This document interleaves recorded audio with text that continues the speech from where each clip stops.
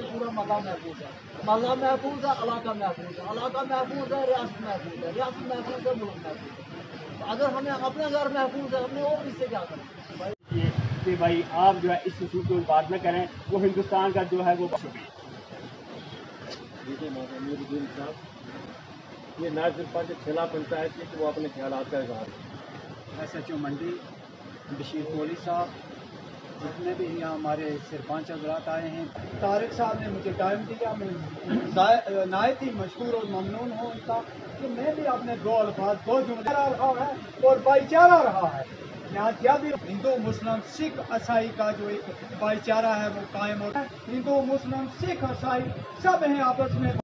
आज के दिन यहाँ मंडी टाउन के सीनियर सिटीज़न मौजूद शहरी, उसके बाद ये जो व्यापार मंडल के हैं उन पब्लिक है उनको यहाँ उनके साथ मीटिंग मुनक्कद की गई, जिसका मकसद ये था कि आए दिनों लगभग 29 जून को ये यात्रा शुरू होने जा रही है।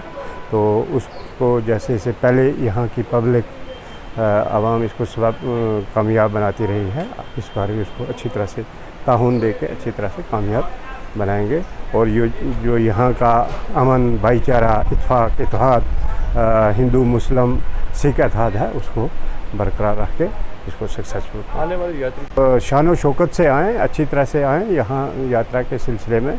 यहाँ के लोग मुझे उम्मीद है वेलकम करेंगे, साथ रहेंगे और इस यात्रा को सक्सेसफुल